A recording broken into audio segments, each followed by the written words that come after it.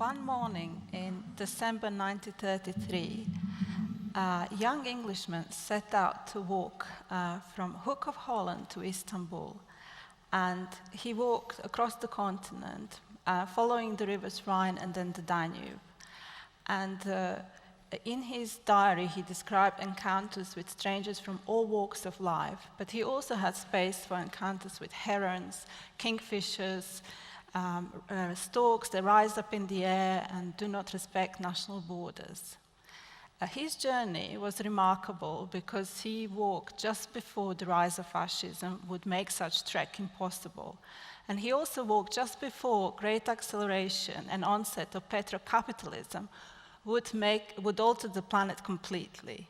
So it is this diary of Patrick Lee Fermor that we took as a starting point for our Danube River School. So the Danube is the longest river in the European Union, and it's also unusual, and it's the only one that goes from west to east, from the Black Forest to the Black Sea. And there's actually a lot of disagreement about where it begins. And some people see this Baroque pond as the beginning of the river Danube. Others have argued over whether it's the river Brig or the river Bregach, which actually marks the beginning. And so geographers have taken the confluence of those two rivers to mark its beginning. And there's just as much disagreement about where it actually ends, because when it reaches 2,800 kilometers to the Black Sea, it dissipates into a myriad of different channels, and there's no real way to scientifically prove where it actually ends, in a way showing how science cannot really pin down the Danube, pin down the river, and give us a definitive answer to what it is. And for the most of its history, Danube existed without people, and for the most of the history shared with people, it was regarded as primeval cosmic river, which is in the root of its Indo-European name.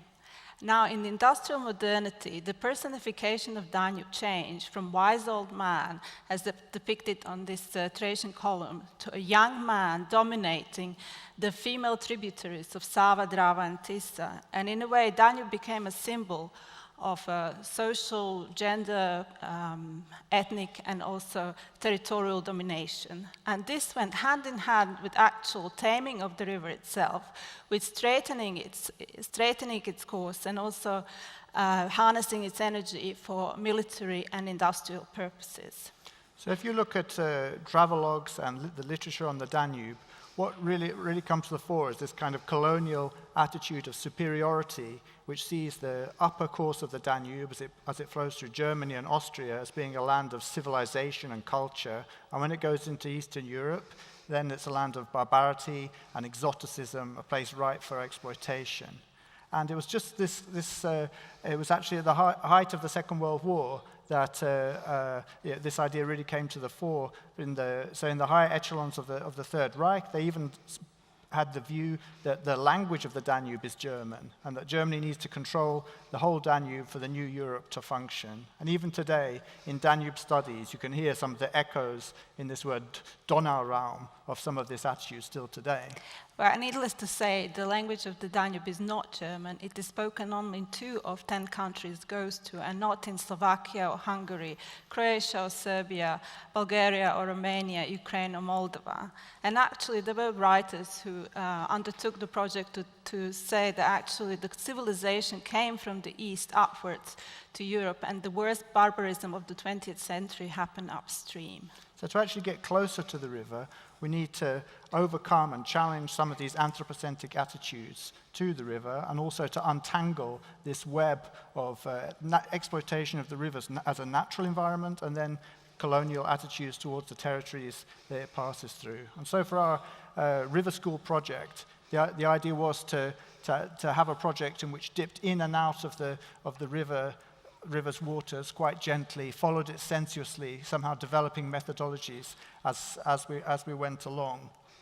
And we took as our inspiration Ivan Illich, the radical educational theorist Ivan Illich's idea of deschooling society, And in that sense, the River School was made up of multifocal conferences, migrating exhibitions, and also floating workshops that took place both inside and outside of the academic system, and also the institutionalized art system. And we also had excursions, river excursions, which were an opportunity to put into practice the ideas of sensuous scholarship, somehow activating the scholar's body. And the kind of people who took part in the project were river historians, sociologists, anthropologists, theorists, writers, and of course artists.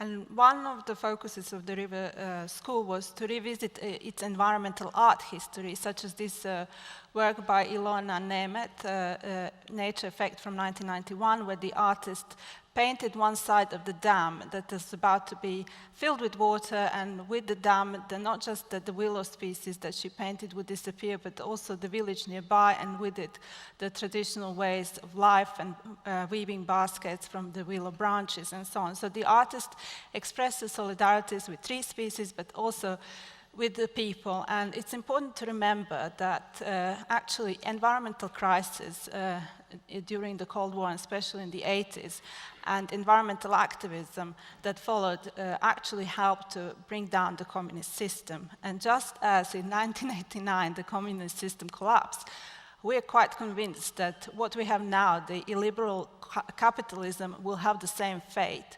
Only this time the change is not going to be regional, but actually global, planetary.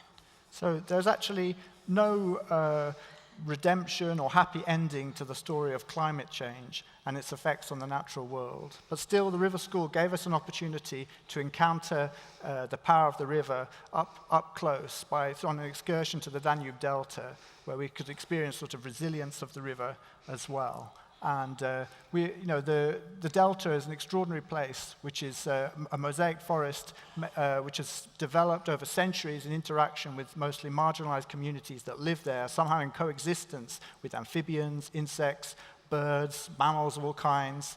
And it's this kind of coexistence, which in a way makes this idea of cosmopolitics, this kind of cosmopolitical proposition of expanding politics to include non-human species as well as humans in the conversation, makes it seem more real. Was something which became really vivid for us on an evening of conversations between curators and artists, in which we were talking about the agency of the natural world, and then suddenly our conversation was interrupted and joined by a chorus of frogs coming up from the Danube Delta.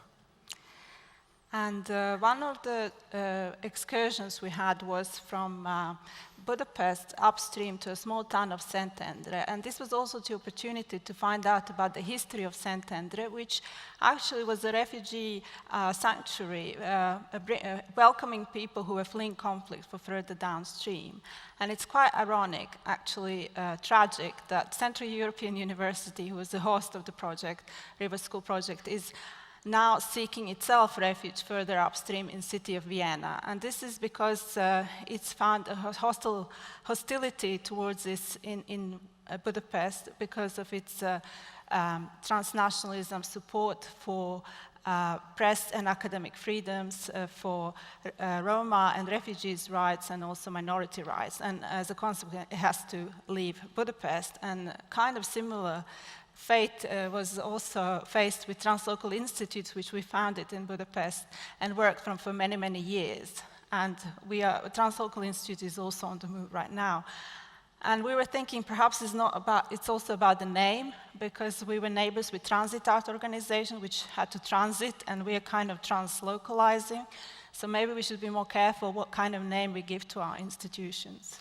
And so in the summer of 2013, there was the great flood of the Danube in Budapest, and which is really symptomatic of increasingly violent climatic disturbances that are happening everywhere, which people living in Florida are very well aware of. And this was the moment when artist Rocco Juhas decided to walk into the river, into the flooded river, dressed as if he was going to the opera and with an umbrella open, even though it wasn't actually raining. And he just stood there for a long period of time. And onlookers started taking photos, posting them on the internet, and starting to wonder, what was he doing there? What was his motive? And one of the comments was that he was a human flood level indicator, and this name stuck, and then he gave this as the name of the work. The police tried to remove him and confront him. The policeman on the shore couldn't get to him because he didn't want to get his trousers wet, and the police boat couldn't get there because it was too shallow on the flooded road where he was standing. So the standoff actually lasted until the night. Now, to look at this work and to think about the river today is also to think about the power of the river and the fact that it wasn't just going over the city boundaries, it was also somehow resisting the control mechanisms of authoritarian post-democracy, which again tried to keep the river down by always building up the barriers higher and higher to stop the river overflowing. But in the end, such technocratic attempts to control the river's agency are futile, because with climate change, as we've heard already, the waters will keep on rising, and in fact, also, the protests are going to get stronger.